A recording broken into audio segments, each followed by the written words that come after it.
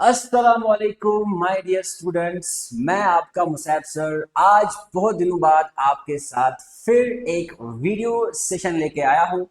अल्लाह ने चाहा तो इंशाल्लाह I will try to continue this series of lectures on physics, क्योंकि हमारा बेटा सिलेबस अब कंप्लीट होने को है एट का अनंतनाग। तो आपकी लेवल अप करने के लिए मैं क्या करूंगा काम, कुछ क्वेश्चंस आपके साथ डिस्कस करूंगा। इन क्वेश्चंस के थ्रू आपके कॉन्सेप्ट्स को हम ब्रश अप कराएंगे, राइट। तो बिना बकवास के पहला क्वेश्चन लेते हैं वर्क से, राइट। तो सवाल हमारे पास है बेटा, वी हैव अ ब्लॉक, इसका मास है 10 kg, इसके ऊपर फोर्स पड़ा है 100 न्यूटन का। हमें बोलना है, आप बताइए ग्रेविटेशनल फोर्स ने कितना काम किया होगा, नॉर्मल ने कितना काम किया होगा, फ्रिक्शनल फोर्स ने कितना काम किया होगा, और जो हमने ये अप्लाई फोर्स किया इसने कितना काम किया होगा।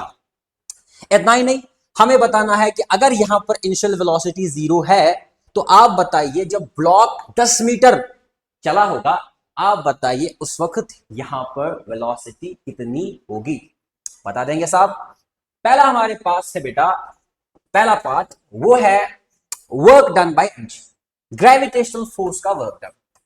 हम सबको पता है बेटा वर्क होता है फोर्स इनटू डिस्प्लेसमेंट। अब देखो यहां जो ग्रेविटेशनल फोर्स है वो बेटा नीचे की तरफ पड़ रहा है mg, और डिस्प्लेसमेंट भैया इधर हुआ है। तो ग्रेविटेशनल फोर्स का वर्क होगा, ग्रेविटेशनल फोर्स का वर्क डन होगा बराबर gravitational force that is mg, और इसका डिस्प्लेसमेंट यहां से भैया वो है 10, और हम बोलेंगे बेटा cos ऑफ 90 डिग्री, क्योंकि यहां पर देखो ग्रेविटेशनल फोर्स इधर और डिस्प्लेसमेंट इधर हुआ है, दोनों के बीच में एंगल है 90। सर cos ऑफ 90 होता है 0, तो भैया वर्क डन हो गया 0। अब दूसरा हम देखेंगे बेटा, यहां पर जो नॉर्मल है, ये नॉर्मल बेटा यहां की तरफ है।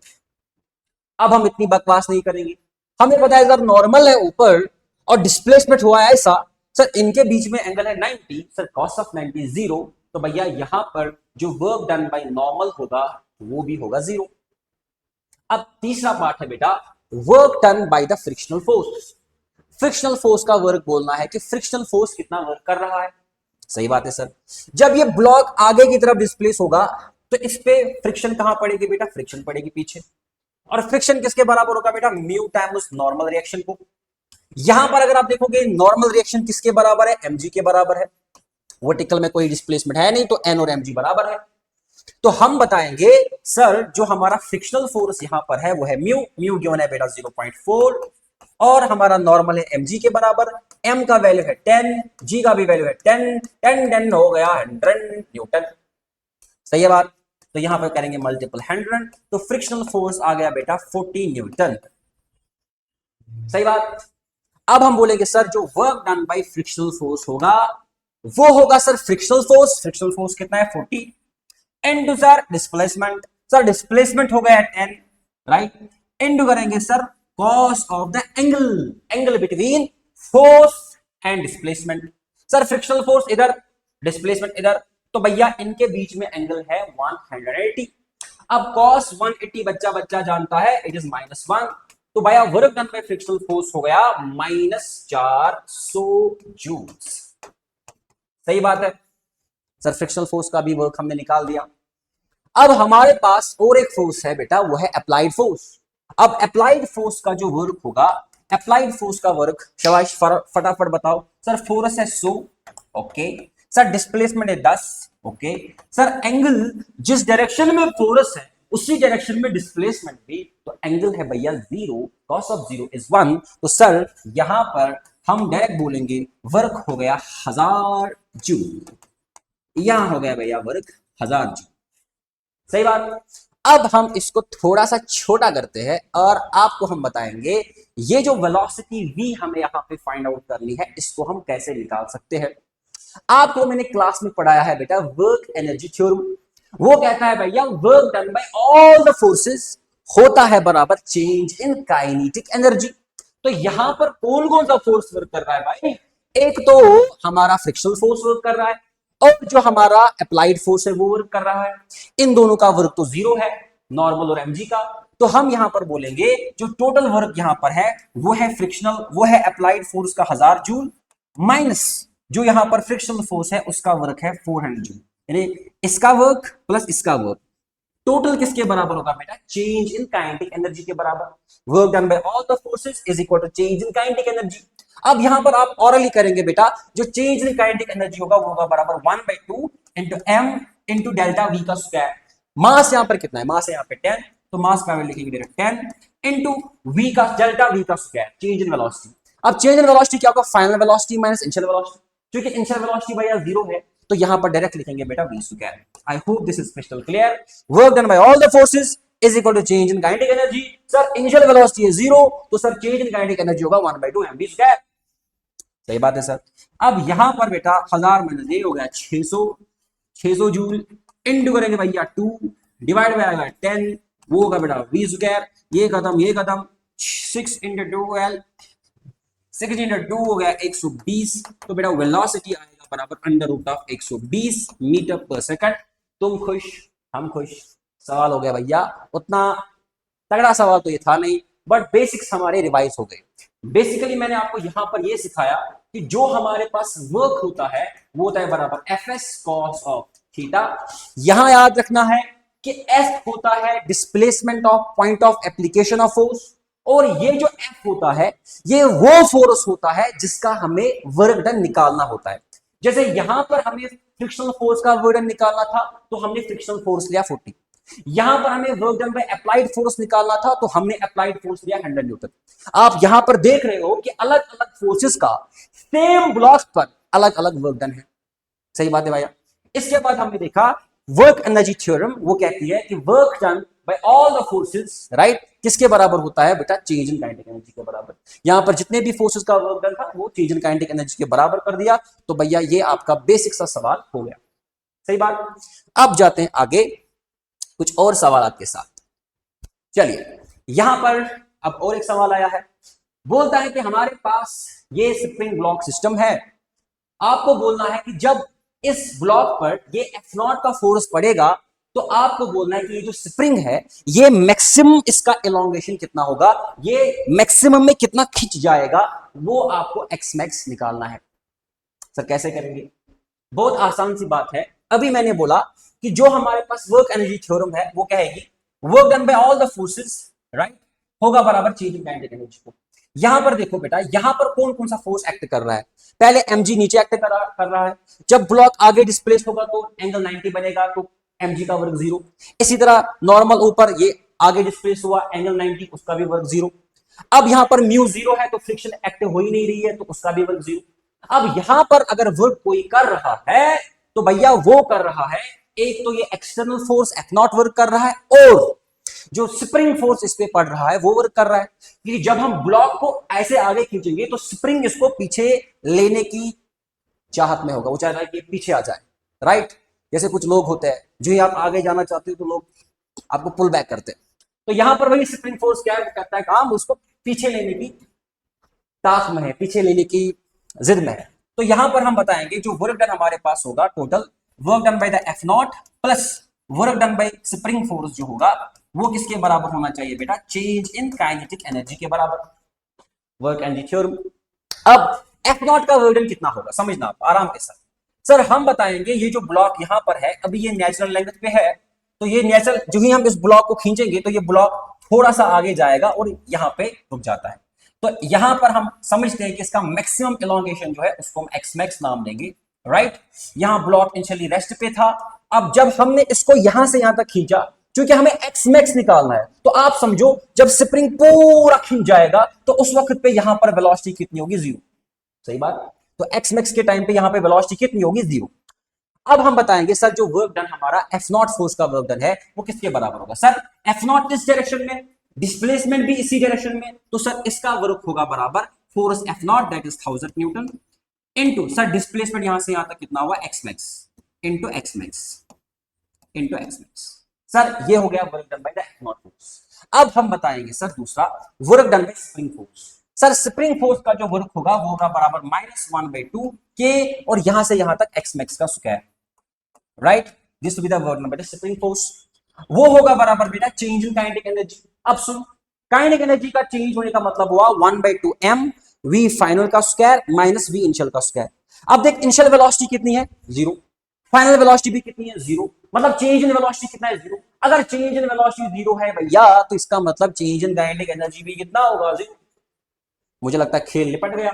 हम यहां से अब कह सकते हैं कि जो हमारे पास 100 एक्स मैक्स है वो है सर बराबर, वहां जाएगा 1/2 के एक्स मैक्स का स्क्वायर। सर एक एक्स मैक्स कैंसिल आउट हुआ, तो यहां पर बचा बेटा 2000 इज इक्वल टू के का वैल्यू कितना है 100, वो नीचे जाएगा 100, और यहां बचा था एक एक्स मैक्स, तो ये खत्म, तो एक्स मैक्स हमारा कितना है बेटा 20 मीटर। यानी मैक्सिमम में जो ये स्प्रिंग आगे खींचेगी यहां मीन पोजीशन से कितना खींचेगी आगे, 20 metre. I hope this is crystal clear. अब जाते हैं बेटा आगे, अब हम आगे जाते हैं और अपने पेन का कलर चेंज कर लेते हैं। सही बात। Find total work done when block shift from A to B. जब ये ब्लॉक ए पोजीशन से लेके बी पोजीशन तक जाएगा तो हमें बोलना है भैया उस वक्त वर्क डन कितना हुआ होगा। अब हमें यहां पर थोड़ा सा स्मार्ट बनना है, हमें देखना है कि इस ब्लॉक पर कौन कौन सा फोर्स पड़ रहा है और उन तमाम फोर्सेस का वर्क डन हम निकालेंगे। सही बात।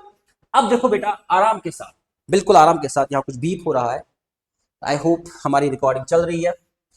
पहला नजर रखेंगे आप, यहां पर हम बताएंगे सर जो ये ब्लॉक यहां से यहां स्लिप करेगा, राइट, तो इसको नीचे कौन ला रहा है, राइट, वो देखेंगे हम, इसको कौन सा फोर्स नीचे ला रहा है।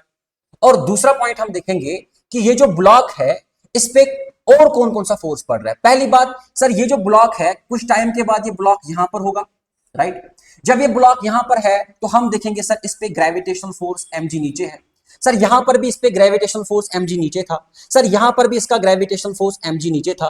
अगर ये हाइट h है तो मुझे लगता है भैया यहां से यहां तक जो ब्लॉक का वर्टिकल में डिस्प्लेसमेंट हुआ है वो h हुआ है, और वो डिस्प्लेसमेंट हुआ है in the direction of the gravitational force. तो यहां पर जो work done by gravitational force होगा बेटा वो किसके बराबर होगा, mg h के बराबर। सही बात sir, mg is the gravitational force और डिस्प्लेसमेंट इसी डायरेक्शन में h हुआ है, एंगल 0 है तो work done by gravitational force is mgh। बहुत स्लो में पढ़ा रहा हूं, बिल्कुल क्लास 11th बच्चों के लिए। अब सेकंड बात हम देखेंगे सर यहां पर फ्रिक्शन प्रेजेंट है, म्यू प्रेजेंट है, तो सर जो फ्रिक्शनल फोर्स होगा, जो फ्रिक्शनल फोर्स हमारा होगा, एक सेकंड आप देंगे मुझे, जो फ्रिक्शनल फोर्स यहां होगा सर, फ्रिक्शनल फोर्स तो यहां ऐसे पड़ेगा, राइट, लेकिन ये जो ब्लॉक था इस ब्लॉक का mg इधर है, तो mg के दो कंपोनेंट्स हम कर लेंगे, इधर से एक कंपोनेंट, इधर से एक कंपोनेंट। अगर ये एंगल थीटा है तो ये भी थीटा होगा, तो ये हमारा बेटा रहा mg cos of theta, right, और नॉर्मल बीटा यहां ऊपर की तरफ होगा। इसके बाद आप देखेंगे यहां से ये कंपोनेंट होगा mg sin ऑफ थीटा। अब mg sin ऑफ थीटा इधर है और नॉर्मल ऊपर है, ठीक बात है।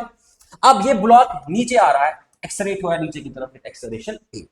अब यहां पर हम देखेंगे सर जो ये फ्रिक्शनल फोर्स है, क्योंकि जब ये ब्लॉक यहां से यहां तक हुआ तो फ्रिक्शनल फोर्स इस पे कंटिन्यूअसली पड़ रहा था। अब हम देखेंगे इस फ्रिक्शनल फोर्स का वर्क डन कितना होगा। बहुत आसान है सर, जो work done by frictional force होगा वो होगा बराबर किसके बराबर सर, जो फ्रिक्शनल फोर्स है वो कितना है, वो है F, राइट, इनटू सर यहां से यहां तक कितना डिस्प्लेसमेंट हुआ है। लेट अस सपोज ये लेंथ है, दूसरा कलर मैं यूज करता हूं, यहां से यहां तक जो लेंथ है इस लेंथ को हम मानते हैं L। तो frictional work done by frictional force होगा frictional force F into frictional force की डायरेक्शन में जो डिस्प्लेसमेंट हुआ वो कितना हुआ, L, राइट। और बेटा यहां पर फ्रिक्शनल फोर्स और L के बीच में एंगल कितना है, 180, राइट। सर ये इधर तो डिस्प्लेसमेंट इधर, angle 180। Sir work done by frictional force हो गया बराबर -FL। सही बात है सर। अब आप हमें बताइए सर यहां पर जो फ्रिक्शनल फोर्स F है वो किसके बराबर होगा, बेटा वो होगा बराबर mu into normal reaction. Normal reaction यहां पे कितना है सर, नॉर्मल रिएक्शन तो यहां पर mg cos ऑफ थीटा के बराबर है, तो लिखेंगे mg cos of theta, right. तो हम बोलेंगे सर यहां पर जो work done by frictional force है वो है बराबर -F की जगह लिखेंगे mu mg cos of theta into L। सही बात। अच्छा हमारा काम हो चुका है, बिकॉज नॉर्मल परपेंडिकुलर पड़ रहा है डिस्प्लेसमेंट को, उसका वर्क डन 0 है, mg का वर्क डन मैंने बता दिया, फ्रिक्शन का भी वर्क डन बता दिया, और कोई फोर्स है नहीं तो और कोई वर्क होगा नहीं, तो टोटल वर्क किसके बराबर होगा, work done bye mg plus work done by friction. अब इसको तो मैं ऐसे भी ऐड कर सकता हूं, लेकिन ये L मैंने खुद एज्यूम किया था, तो मैं अगर answer in terms of H मुझे लिखना होगा तो मैं कैसे लिख सकता हूं, नजर रखना यहां पर, अगर आप इस ट्रायंगल को कंसिडर करोगे तो इस ट्रायंगल में आपको साफ दिख रहा होगा कि यहां पर भैया जो हमारा साइन ऑफ थीटा है वो साइन ऑफ थीटा यहां पर किसके बराबर होगा, सम पीपल है perpendicular by hypotenuse. Sir perpendicular कितना है यहाँ पे h, और जो हाइपोटेन्यूज है वो कितना है, वो है l, राइट। तो हम कह सकते हैं यहाँ पर l जो है वो किसके बराबर है, h bye sine of theta. सही बात है भैया। तो यहां पर बेटा इस l की जगह हम क्या लिख सकते हैं, h divided by sine of theta. सही बात। तो हम बोलेंगे सर वर्क डन में फ्रिक्शनल फोर्स हो गया minus mu m g cos sine theta, बच्चा बच्चा जानता है cot of theta into h, right. अब अगर हमें टोटल वर्क डन लिखना होगा तो टोटल वर्क डन किसके बराबर होगा, सर यहां पर टोटल वर्क डन जो होगा वो होगा बराबर sir m g h plus करेंगे बेटा minus mu m g cot of theta into h. अब बेटा यहाँ पे रॉकेट साइंस सही है, एम जी एच को कॉमन निकालेंगे बचेगा 1 minus mu cot of theta. ये होगा बेटा total work done. I hope आपको समझ में आया होगा। नेक्स्ट क्वेश्चन पे जाते हैं, इसका आप अपनी जगह स्क्रीनशॉट उठाइए। नेक्स्ट पे जाते हैं। नेक्स्ट सवाल, सवाल बोलता है भैया हमारे पास एक बॉब है, पेंडलम है, इस पे हमने कुछ फोर्स एफ लगाया है। सही बात। सर ऐसे पेंडलम था, इस पे इधर फोर्स लगा तो ये इधर गया। अब आपको बोलना है, आप बताइए जो पेंडलम चाचा है इस पे टोटल वर्क कितना हुआ। Find total work done when bob moves from A to B. जब ये ए से लेके बी तक गया आपको बोलना है कि टोटल वर्क कितना हुआ। पहले हमें अपने सॉफ्टवेयर को अपडेट करना पड़ेगा। हमें देखना पड़ेगा भैया कि इस पे कौन कौन सा फोर्स पड़ रहा है, वो गिवन नहीं है, हमें देखना पड़ेगा कि कौन कौन सा फोर्स पड़ रहा है। तो चलिए बेटा हम देखते हैं। पहले यहां पर जो मुझे साफ साफ दिख रहा है, पहला जो फोर्स है वो है बेटा mg, ये सबको दिखता है। और यहां पर बेटा और एक फोर्स है टेंशन T, और यहां पर है applied force work done bye और अप्लाइड फोर्स F। बाकी एयर ड्रैग उसको हम एयर भी हो सकता है, वो भी लगा सकता है फोर्स, उसको हम इग्नोर करेंगे। तो खास तौर पे यहां पे बेटा ये तीन फोर्सेस है। अब इन तीन फोर्सेस का मुझे वर्क डन निकालना पड़ेगा। चलिए पहले मैं आपको बोलता हूं बेटे, ये ब्लॉक जब यहां से यहां तक गया, राइट, थोड़ी सी ज्योमेट्री देखते हैं। अगर ये लेंथ है L तो जरा मुझे बताओ ये लेंथ भी कितनी होगी L। सोच इस बात पे सोच, ये लेंथ है L यहां से यहां तक, जब ये यहां गया तो भैया लेंथ L ही रही ना, तो ये लेंथ भी हमारी कितनी, ये भी है L। सही बात। अब हम क्या करेंगे काम, अब हम यहां पर अगर ये लेंथ है L तो यहां पर अगर थीटा एंगल है तो यहां पर भी थीटा। अब नहीं बोलना कैसे सर, अगर ये L है तो यहां से हम बता सकते हैं ये लेंथ यहां से यहां तक जो होगी ये वाली लेंथ, सर ये लेंथ होगी फिर L cos ऑफ थीटा, और सर ये लेंथ जो होगी ये लेंथ होगी L sin ऑफ थीटा। सही बात। आप क्या बता सकते हो मुझे, यहां से यहां तक फिर जो ये लेंथ है ये वाली लेंथ, जरा मुझे बताइए कितना होगा। बिल्कुल आसान है सर, ये लेंथ है L, ये लेंथ है L cos of theta, sir इतना is equal to this thing minus this thing. तो सर मुझे लगता है ये लेंथ है L माइनस L cos ऑफ थीटा। सही बात, विदाउट बकवास।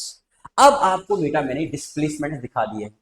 सर इस फोर्स की डायरेक्शन में डिस्प्लेसमेंट हुआ है L sin ऑफ थीटा, और mg लगा नीचे, लेकिन डिस्प्लेसमेंट हुआ है ऊपर कितना, L माइनस L cos ऑफ थीटा।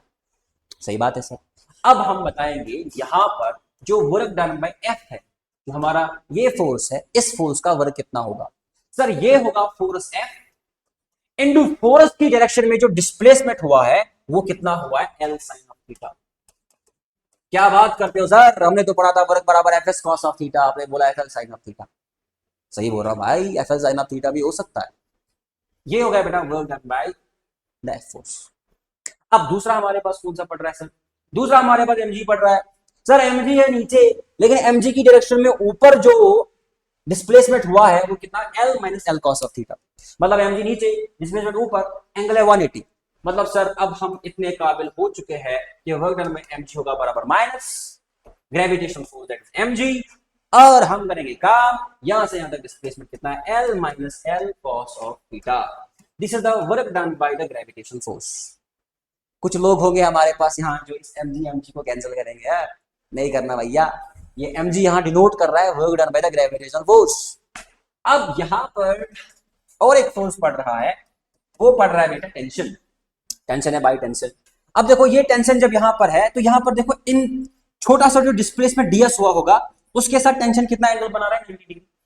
अच्छा जब यहां पर ब्लॉक होता यहां पर तो उस वक्त टेंशन टी यहां ऐसे था और डिस्प्लेसमेंट यहां पर ds ऐसे था, उस वक्त भी एंगल 90 है। आप देखो हर एक एंगल पर जो टेंशन है वो जो ds एलिमेंट है उसके साथ एंगल बना रहा है 90। तो सर जब भी फोर्स और डिस्प्लेसमेंट के बीच में एंगल 90, वर्क डन होता है 0। तो यहां भैया साफ साफ हम कहेंगे कि वर्क डन बाय टेंशन जो है वो है 0। सही बात। हमें बोला था फाइंड टोटल वर्क डन, तो टोटल वर्क डन के लिए अब हम इस वर्क डन और इस वर्क डन को ऐड करेंगे, right, that will be the total work. I hope इतना कर सकते हैं। नेक्स्ट सवाल, नेक्स्ट सवाल, नेक्स्ट सवाल, नेक्स्ट सवाल।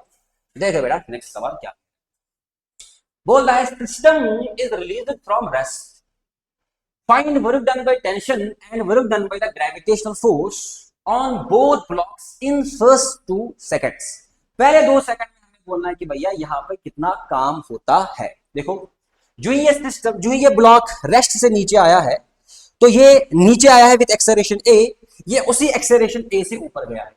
तो पहली बात मैं आपको बताता हूं भैया, यहां पर जो ये कॉमन एक्सेलरेशन है a, इसको बहुत भारी हमने किया है। सर ये एक्सेलरेशन a होगा बराबर favourable external force minus favourable opposing force divided by total mass.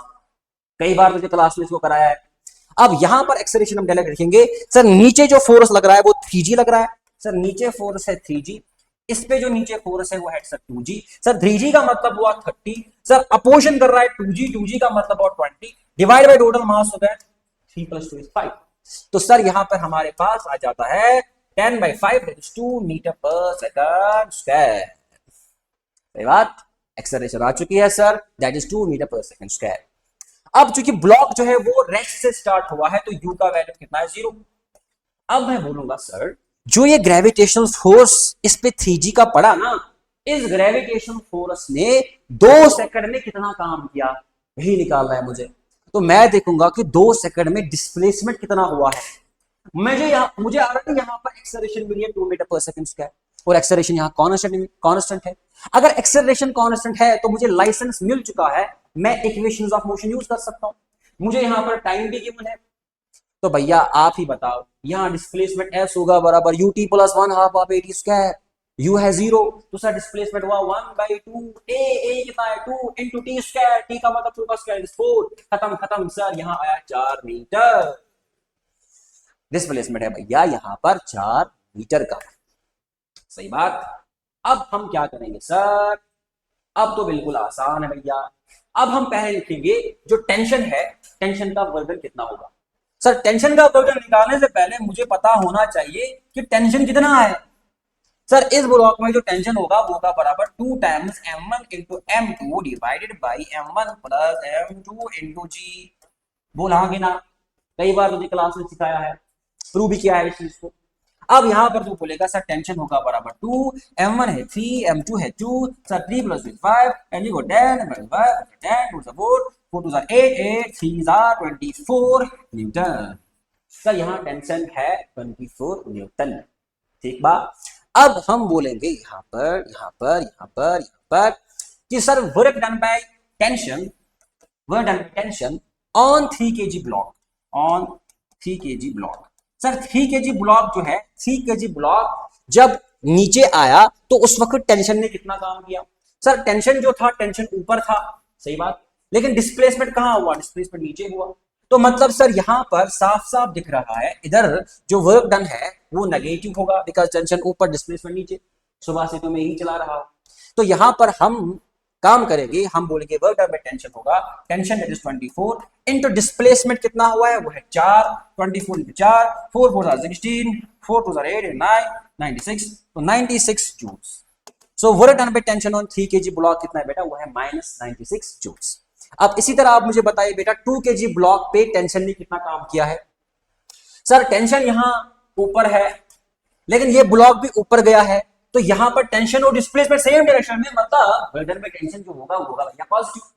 Sir work done by tension on 2 kg block जो होगा भैया वो होगा टेंशन 24 इनटू करेंगे डिस्प्लेसमेंट कितना है वो है 4 तो वो आएगा 96 जूल्स। सही बात। यहां पे टोटल टेंशन ने कितना काम किया 0 जूल। राइट। अब हम इसके बाद देखेंगे दूसरा साइड इस सवाल का इस साइड से। अब हमें देखना है कि सर जो हमारे पास ग्रेविटेशनल फोर्स था mg उसने कितना काम किया, उसने कितना वर्क किया। सर अगर आप देखेंगे यहां पर ग्रेविटेशनल फोर्स जो है वो 30 न्यूटन का है।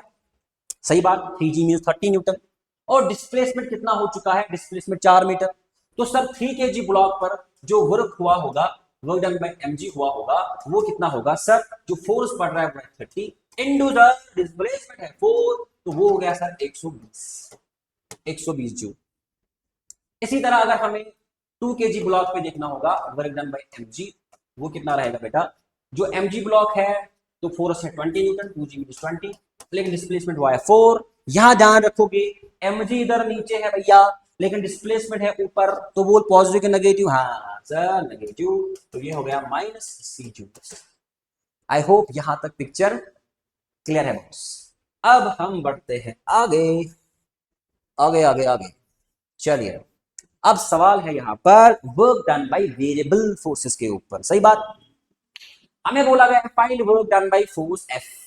अगर यहां पर ये हमारा ब्लॉक है और इसका कुछ ना कुछ मास होगा, इस पे कुछ फोर्स पड़ा है, वो फोर्स है F equal to x square. So F equal to x square का मतलब हुआ वेरिएबल फोर्स, क्योंकि x का अलग अलग वैल्यू रखने पर फोर्स का वैल्यू अलग अलग आ जाएगा। सर यहां पर है वेरिएबल फोर्स। आपने हमें बताया था वेरिएबल फोर्स का वर्क डन होता है बराबर एफ डी एक्स। कहां से कहां तक सर, 0 से लेके 5 तक इसको चलाया है। अब हम इसको सॉल्व नहीं करेंगे सर, f का वैल्यू है एक्स स्क्वायर, यहां पर है dx 0 से लेके 5 तक। सर इस इंटीग्रल को हम सॉल्व करेंगे तो हमें यहां पे वर्क का वैल्यू निकल आएगा।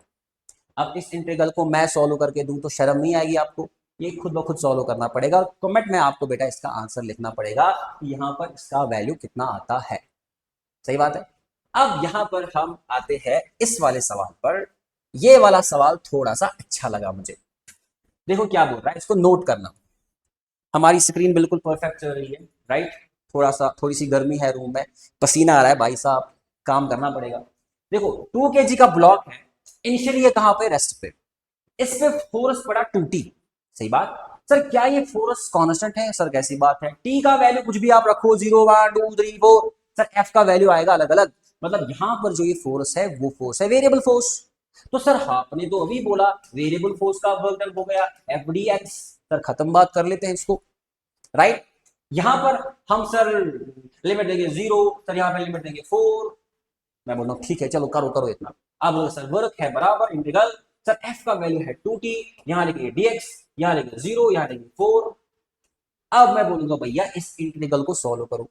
आप बोलेंगे सर कैसे कर सकते हैं, यहाँ तो t है यहाँ dx है, ये तो इस इंटीग्रेशन को इस इंटीग्रल को तो हम सॉल्व नहीं कर सकते हैं। तो अब हम जुगाड़ यहाँ पे लगाएंगे।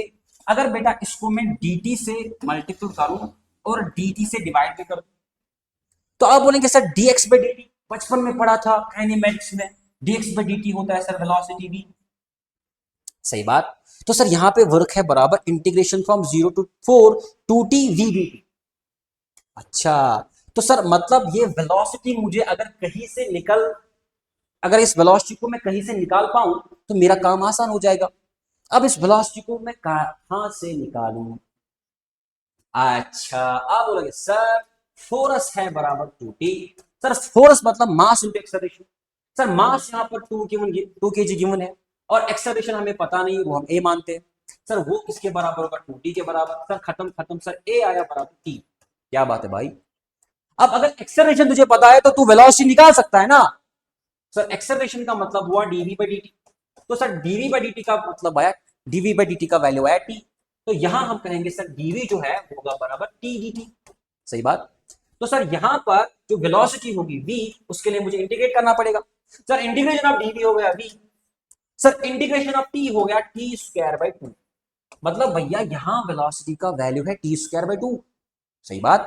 अब अगर हम इसको यहां यूज करेंगे तो मुझे लगता है भैया वर्क होगा बराबर इंटीग्रेशन फ्रॉम 0 to 4 2t और v की जगह क्या लिखेंगे t square divided by 2dt।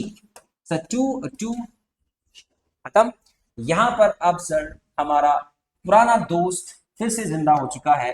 यही तो हमने चिल्ला चिल्ला के पढ़ा था क्लास 11 की बिगनिंग में, इंटीग्रेशन को सॉल्व करो, एक्स स्क्वायर की इंटीग्रेशन, एक्स क्यूब की इंटीग्रेशन।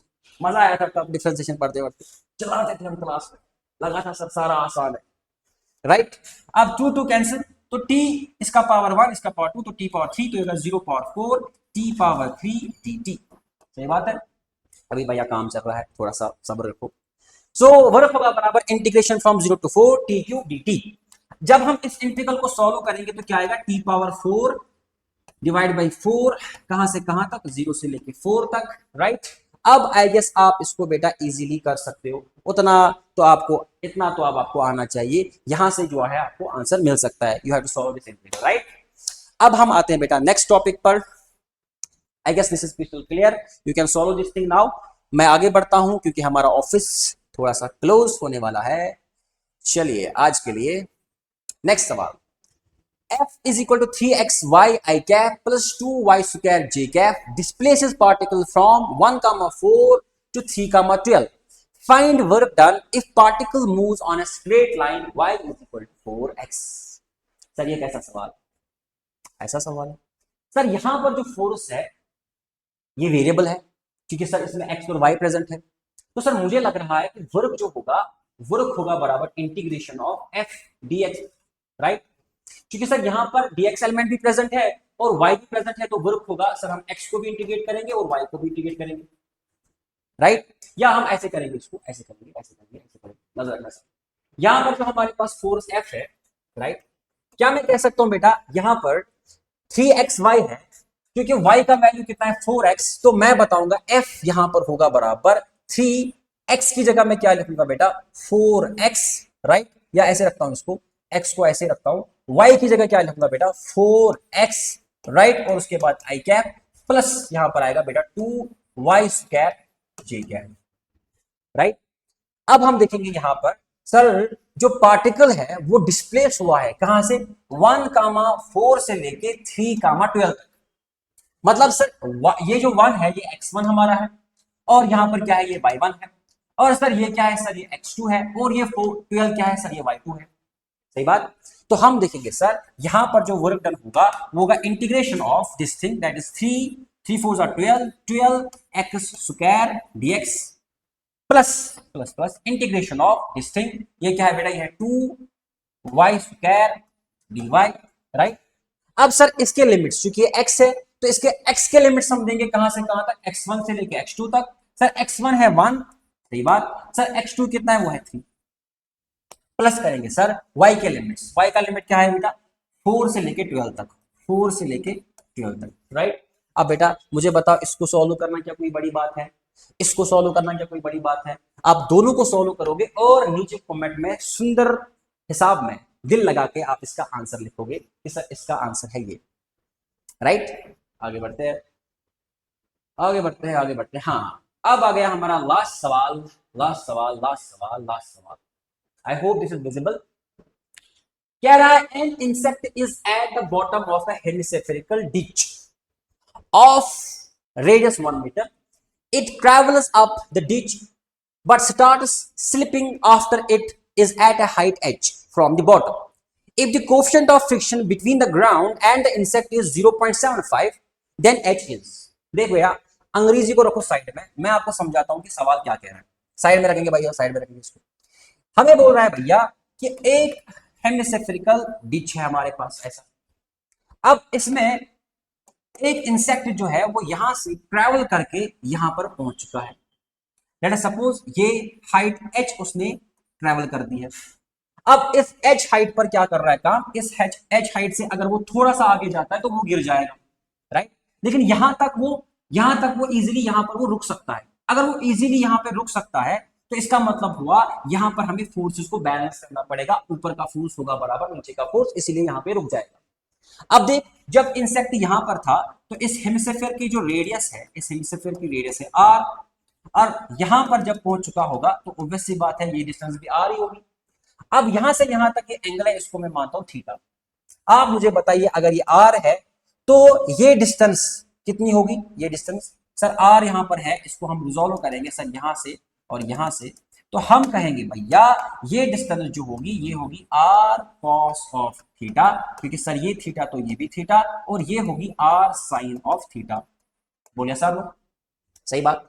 अब हम बोलेंगे सर ये जो h है, जिस h को हमें निकालना है, सर ये h जो होगा ये होगा बराबर, सर ये सारी डिस्टेंस r इतना माइनस करेंगे इतना, राइट। तो अब देखो इतना r होगा बराबर, ये इतना r होगा बराबर दिस प्लस दिस, या मैं ऐसे कह सकता हूं सर ये जो h है h, ये h होगा बराबर this thing that is r minus this thing, देखो this thing minus this thing is equal to this, तो h होगा बराबर r r r r minus r cos of theta. Sir ये हमारा h है, राइट। लेकिन हमें एग्जैक्ट वैल्यू इस h का निकालना है कि इस h का एग्जैक्ट वैल्यू क्या होगा। तो r तो हमारे पास रेडियस है, वो तो गिवन है 1 मीटर, वो गिवन है।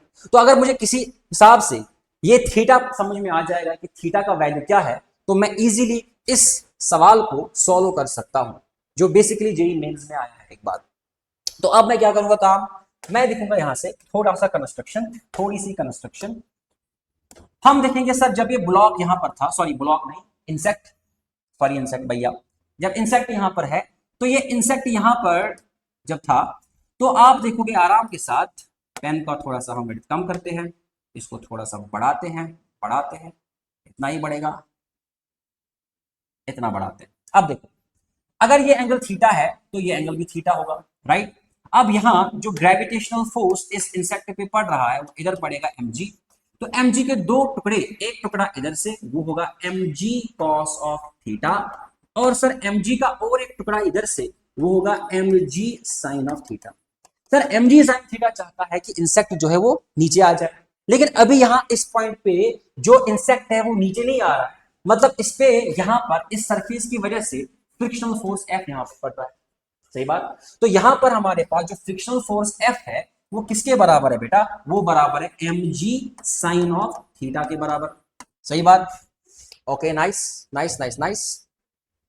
इसके बाद मैं कह सकता हूं जो फ्रिक्शनल फोर्स F होगा वो किसके बराबर होगा, mu into normal reaction, mu रखेंगे ऐसे, और नॉर्मल रिएक्शन यहां पे कितना होगा, देखो mg cos ऑफ थीटा के बराबर नॉर्मल रिएक्शन होगा, mg cos ऑफ थीटा, वो होगा बराबर mg sin ऑफ थीटा। मुझे लगता है भैया ये खत्म, सर म्यू आया बराबर sin theta by cos theta that is tan of theta. अब tan ऑफ थीटा का वैल्यू यहां पर गिवन है कि थीटा जो है यहां पर तो coefficient of friction, sorry tan of theta नहीं, हाँ tan ऑफ थीटा ही, क्योंकि कोएफिशिएंट ऑफ फ्रिक्शन म्यू है बराबर tan ऑफ थीटा, उसका वैल्यू कितना है 0.75, यानी यहां पर म्यू का वैल्यू कितना है वह 0.75। आपको पता होना चाहिए कि जो यहां पर 0.75 होता है उसको मैं 3/4 लिख सकता हूं, यानी यहां पर जो tan ऑफ थीटा है उसका वैल्यू है 3/4, सही बात। 0.75 का वैल्यू 3/4 होता है, 3/4 करोगे कैलकुलेटर पे तो 0.75 होगा। अब tan ऑफ थीटा किसके बराबर है 3/4। अब हमें बताया सर tan थीटा मतलब परपेंडिकुलर बेस, मतलब यहां पर परपेंडिकुलर है 3 और बेस है 4। अगर हम इस डायग्राम को फिर से कंसीडर करेंगे, इसको फिर से कंसीडर करेंगे, यहां पर ये थीटा है, राइट, तो इसका मतलब हुआ ये परपेंडिकुलर है, सर ये परपेंडिकुलर है, लाल कलर यूज करेंगे, सर ये परपेंडिकुलर, और यहां पर ये क्या होगी बेस। अब परपेंडिकुलर हमारा कितना है 3 और बेस कितनी है 4, तो मुझे बताओ सर यहां पर जो ये हाइपोटेन्यूज है, हाइपोटेन्यूज किसके बराबर होगा, under root of base square plus perpendicular square under root of 3 square plus 4 square. Calculator निकालोगे तो यहां से ये हाइट आपको आएगी 5, राइट। अब मुझे बताओ बेटा यहां जो हमारा cos ऑफ थीटा होगा, cos ऑफ थीटा होगा, वो cos ऑफ थीटा किसके बराबर, बेस बाय हाइपोटेन्यूज, तो ये अगर थीटा है तो बेस हमारी कौन बनेगी 4, सही बात, और हाइपोटेन्यूज कौन है, हाइपोटेन्यूज है 5। सर cos ऑफ थीटा का वैल्यू यहां पे है 4/5, जिसका हमें इंतजार था वो आ चुका है, cos ऑफ थीटा इज 4/5। अब अगर हम बेटा इसको यहां पर यूज करेंगे तो हम बोलेंगे सर जो हमारा h है उसका वैल्यू है r का वैल्यू 1 माइनस r का वैल्यू है 1 इंटू cos ऑफ थीटा हमें आया 4/5, इसका मतलब हुआ 5 माइनस 4 दैट इज 1/5। सर 1/5 का होता है 0.2, राइट, 5 1 5 10 0.2 मीटर। इसका मतलब जो ये हाइट है, जिस मैक्सिमम हाइट तक इंसेक्ट जा सकता है वो हाइट है 0.2 मीटर। आई थिंक बेटा दिस इज क्रिस्टल क्लियर, आपको समझ में आ चुका होगा। तो अब आप सबका मैं शुक्रिया करता हूं। थैंक यू वाली स्लाइड मेरे पास है नहीं, but I am thankful of all of you कि आपने यहां तक मेरा साथ दिया, आपने वीडियो देखा। अगर आपको किसी भी सूरत से ये अच्छा लगा, आपको समझ में आया, तो आपको कुछ नहीं करना है, ना सब्सक्राइब ना शेयर, बस छोटी सी दुआ करनी है हमारे लिए, हमारी काई टीम के लिए। तो इंशाल्लाह will see you in the next lecture with more amazing questions. Have a good day या गुड नाइट।